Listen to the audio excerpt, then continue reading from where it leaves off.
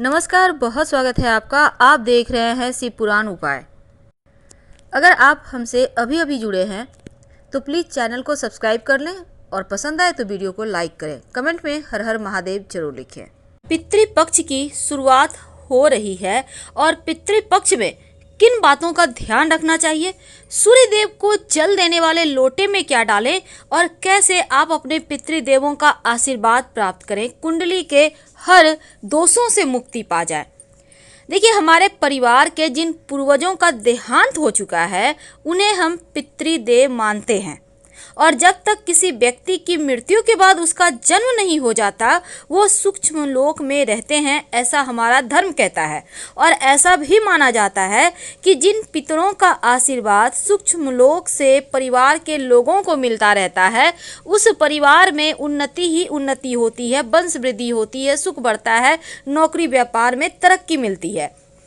तो पितृपक्ष में जो 15 दिनों का वक्त है, पितृदेव धरती पर आते हैं और अपने लोगों के ऊपर आशीर्वाद भी बरसाते हैं, उन पर ध्यान देते हैं और उनका आशीर्वाद हमें प्राप्त हो, हमारे जीवन की समस्याएं दूर हो, इसके लिए उन्हें मनाना भी चाहिए।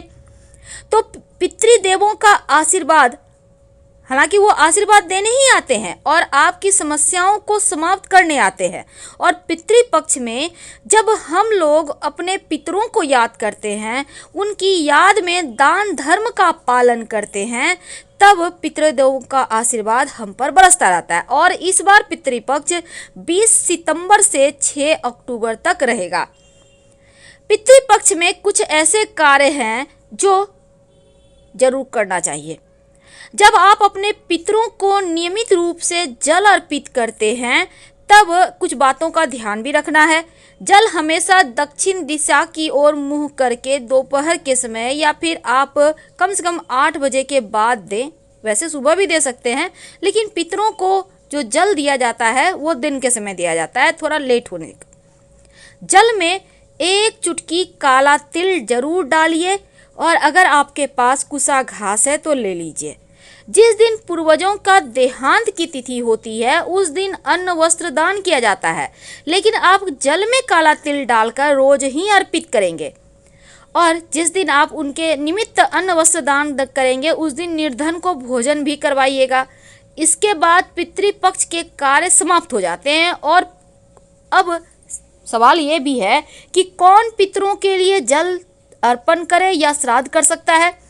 देखिए, घर का वरिष्ठ पुरुष जो है वो नित्य तर्पण कर सकता है। जो आपके घर में वरिष्ठ पुरुष है, अगर वो नहीं है, किसी काम में व्यस्त हैं, तब घर का कोई भी पुरुष सदस्य कर सकता है। जैसे पोता है, नाती है, यानी पौत्र और नाती, वो भी तर्पण और श्राद्ध के अधिकारी होते हैं। अभी चूंकि स्त्रियां भी कर रही हैं तो कोई बात नहीं, लेकिन कुछ सावधानियां हैं जिसका नियम पालन जरूर करना चाहिए। इस समय पितृपक्ष में जब आप उनके निमित्त तर्पण दान करते हैं, उनको जल अर्पित करते हैं, आप विशेष तरह के इस समय चूंकि 15 दिन सात्विक चीज़ों को अपनाया जाता है, जैसे कि मांस, मदिरा, लहसुन, प्याज वगैरह का त्याग कर दिया जाता है, साग बैंगन नहीं खाया जाता, मसूर दाल नहीं खाया जाता। तो इस अवधि में दोनों बेला स्नान करके पितरों को याद करना चाहिए। कुतुब बेला में पितरों को अगर तर्पण दे तो इसी बेला में तर्पण का विशेष महत्व होता है। अब तर्पण में कुश घास और काला तिल, ये 2 चीज़ें जरूर होना चाहिए, क्योंकि इसका परिणाम आपको तुरंत मिलता है, आपको इसके लाभ तुरंत मिलते हैं। अगर आप पितृपक्ष का पालन करते हैं तो एक बेला आप या दोनों ही बेला खाना खाएं, पर सात्विक भोजन खाएं, जैसे कि लहसुन प्याज वगैरह मत खाइए, सात्विक आहार खाइए। और जहाँ तक संभव हो दूध का प्रयोग भी कम से कम कीजिए। और पितृदेवों के निमित्त हल्के सुगंध वाले सफ़ेद पुष्प उन्हें अर्पित कर सकते हैं, लेकिन तीखा सुगंध एकदम से जैसे गुलाब वगैरह ये सब मत अर्पित कीजिएगा। दक्षिण दिशा की ओर मुँह करके पितरों को तर्पण करना, पिंड दान करना सर्वोत्तम होता है। और पितृपक्ष में यदि आप श्रीमद् भागवत गीता का नियमित पाठ करें, 7वां अध्याय 11वें अध्याय का, तो उनको मोक्ष मिलता है।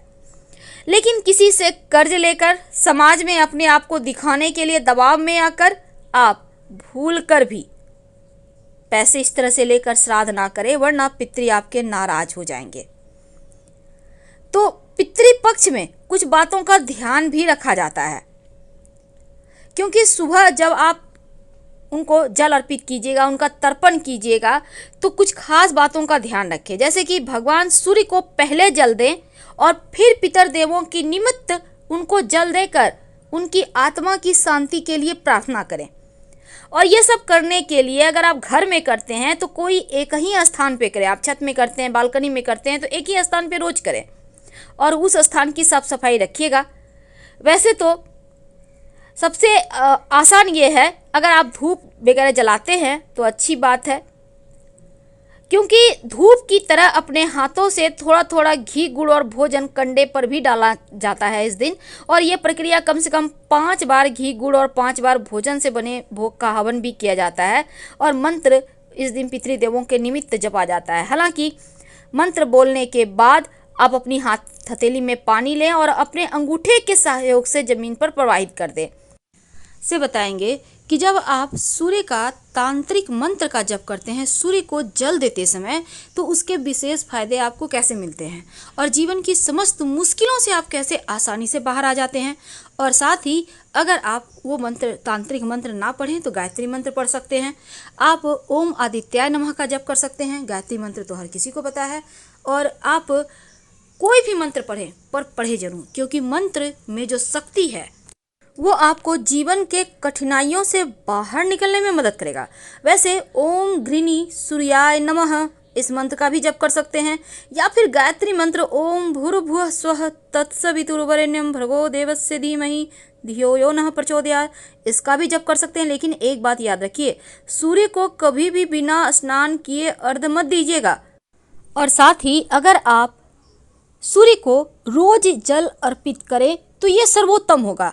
अगर सूर्य के सामने खड़े होकर रोज 27 बार गायत्री मंत्र पढ़े तो जीवन में कष्ट ही नहीं आएगा। अगर ग्रहों की बुरी चाल से कष्ट आ भी जाए तो भगवान की कृपा से उनको वो आपके हाथ पकड़कर आपको कष्टों से बाहर निकाल लेंगे, आपको तमाम परेशानियों से मुक्ति दिला देंगे। बस एक बार सूर्य के शरण में आकर तो देखिए, क्योंकि वो कुंडली के हर दुर्योगों को समाप्त कर देते हैं, क्योंकि सूर्य राजा हैं ग्रहों के। एक विशेष मंत्र अगर आप सूर्य को जल अर्पित करने के समय बोलते हैं तो कुंडली के 9 के 9 ग्रह मजबूत हो जाते हैं। सूर्य का मंत्र बोले, ओम एहि सूर्य सहस्त्रांशो तेजो रासे जगतपते अनुकंपे मां भक्त्या गृहणार्थ दिवाकर। इस मंत्र का जप करके सूर्य को जल अर्पित करें। इसके बाद सीधे हाथ की अंजुरी में जल लेकर अपने चारों ओर छिड़के, फिर जहां पर आप खड़े हैं वहीं और 3 बार परिक्रमा कीजिए। आप चाहें तो वहीं पर खड़े होकर हनुमान चालीसा पढ़ सकते हैं, या अगर मांगलिक दोष हो तो भगवान सूर्य को जल अर्पित करने के बाद हनुमान चालीसा पढ़ना अद्भुत परिणाम देता है। अब चूंकि रविवार का दिन सूर्यदेव का है और सूर्य को मजबूत करने के लिए सूर्य का सीधा संबंध गुड़ और तांबा से होता है।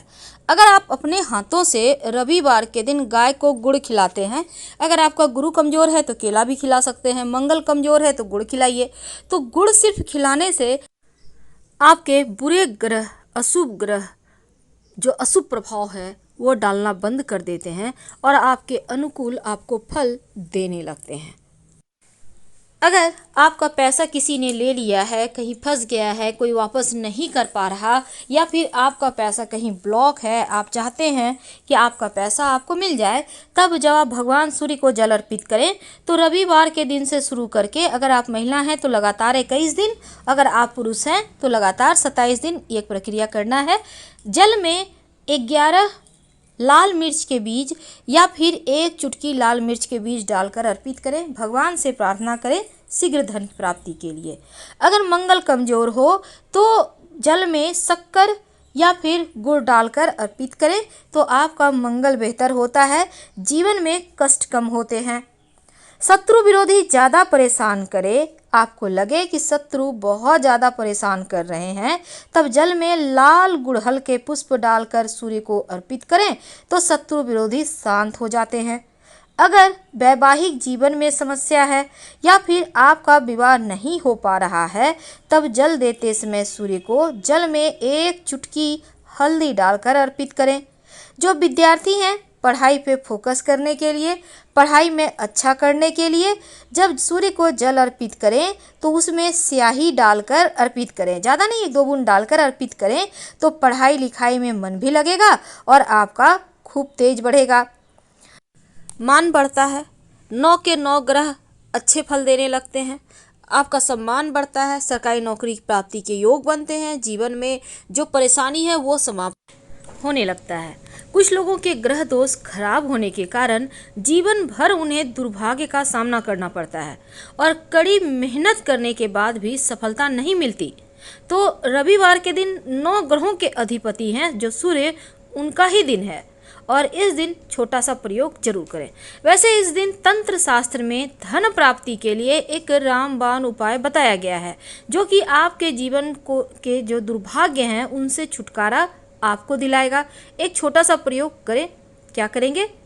देखिए, रविवार के दिन सूर्योदय से 1 घंटा पहले उठिए, स्नान वगैरह कर लें। अब ओम घृणी सूर्याय नमः, ओम घृणी सूर्याय नमः 108 बार जप करें और अपने सामने की स्टील या चांदी के बर्तन में आप जल में थोड़ा सा दूध डालकर रखिए। जब मंत्र 108 बार पूरा आप जप लें, फिर आप उस जल को भगवान सूर्य को अर्पित कर दें। तो ऐसा करने से आपकी सभी मनोकामनाएं पूर्ण हो जाती है। तो हम आपसे विदा लेते हैं। जानकारी अच्छी लगे तब लाइक कर सब्सक्राइब जरूर करें। हर हर महादेव।